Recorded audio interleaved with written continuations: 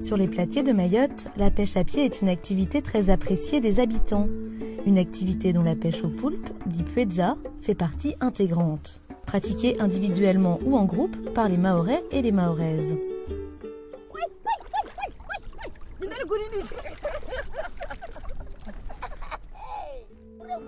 Mais aujourd'hui, l'espèce est menacée, pression démographique et surpêche, le poulpe pourrait bientôt disparaître, et avec lui toute une tradition locale, vieille de plusieurs dizaines d'années.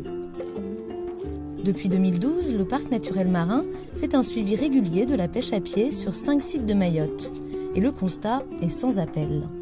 On s'est rendu compte qu'il y a une forte pression en fait, au niveau des platiers. Pendant les marées basses, il y a beaucoup de monde sur le platier. Donc les pêcheurs eux-mêmes nous ont dit qu'ils ont de plus en plus du mal à pêcher le poulpe. Et les individus qu'ils capturent sont de petite taille. La zone de réserve elle a été modifiée pour se concentrer vraiment sur la zone en face du village, quoi. D'accord. Donc ça paraissait... Ça part d'ici, mais ça va vers là-bas. C'est ça. Le parc et ses équipes œuvrent aujourd'hui pour une pêche au poulpe plus durable.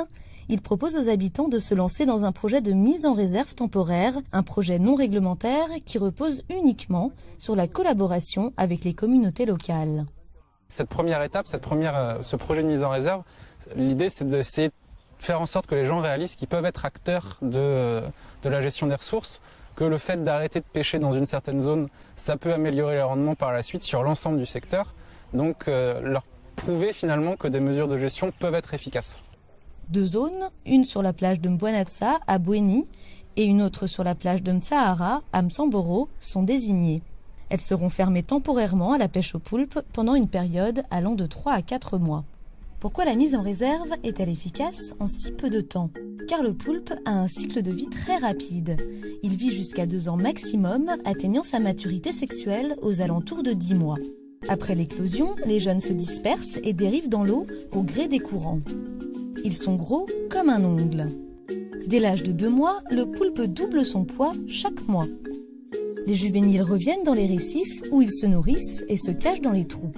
Le récif est leur habitat, s'il est détruit, on n'y trouvera plus de poulpe à l'avenir. Vers 10 mois, les femelles sont matures, elles pondent et s'occupent de leurs œufs pendant quelques semaines. Il faut donc éviter de les pêcher à cette période qui leur permet de produire des centaines de nouveaux poulpes. Si on ferme quelques mois la pêche au poulpe sur certaines zones, l'espèce peut donc se développer sereinement et les poulpes capturés seront plus gros. Une petite zone protégée peut être bénéfique à l'ensemble du platier. Direction Bouéni. Le poulpe est ici un véritable emblème. À travers l'île au lagon, la commune est connue comme le chef-lieu du pueza. Avant de mettre en place la fermeture temporaire sur la plage de Mbouanatsa, il faut d'abord présenter le projet aux acteurs locaux, pour qu'ils servent de relais auprès des villageois. Ici, la concertation reste la priorité. On va décider avec les pêcheuses où on va commencer par fermer. Et on va délimiter la zone. Tout le monde saura que cette zone-là est mise en fermeture pendant 3-4 mois. Le soutien et l'implication des élus, des communautés de pêcheurs et des habitants sont essentiels pour la réussite du projet. Un projet qui semble aujourd'hui séduire l'adjoint au maire de Bouéni. On va être en étroite collaboration avec le parc marin pour aller au bout de ce projet et avoir des bons résultats. Si nous, on amène ce projet, si Bouéni dit OK, donc la pêche au poulpe, c'est nous les mangeurs de poulpe, c'est nous les mangeurs de pueza et on veut donner l'exemple. Il n'y a que comme ça que ça peut réussir. À Mtsamboro, deuxième commune pilote, une réunion d'information est aussi programmée. Et comme à Bouéni, si les questions sont nombreuses, les réactions sont positives. Je suis persuadé que ça peut marcher à condition qu'on communique bien avec la population. C'est quelque chose de bien. Il y a beaucoup à gagner avec ce dispositif. Mais il va falloir, encore une fois, bien communiquer avec les gens, que chacun se sent concerné et que chacun soit acteur dans ce dispositif pour qu'on arrive au résultat attendu. Même si les communes pilotes y sont favorables, la mise en place des fermetures temporaires prend du temps. Les équipes du parc n'ont pas fini d'aller à la rencontre de la population, une population qu'il faut encore convaincre du bien fondé du projet.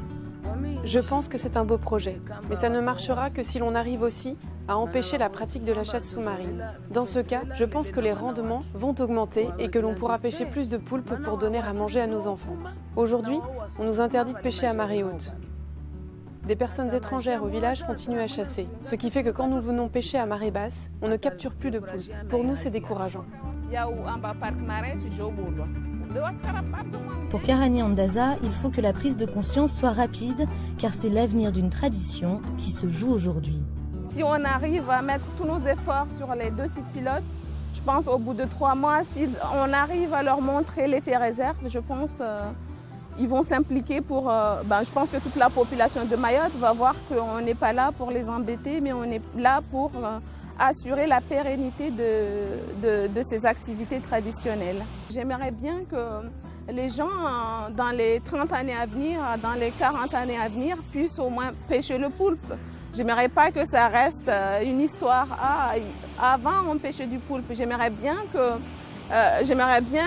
apprendre à mes enfants à pêcher, à mes petits-enfants à pêcher le poulpe et à le manger surtout, parce que c'est pas que pêcher. On peut aller pêcher sans rien attraper, mais il faut aussi penser à manger.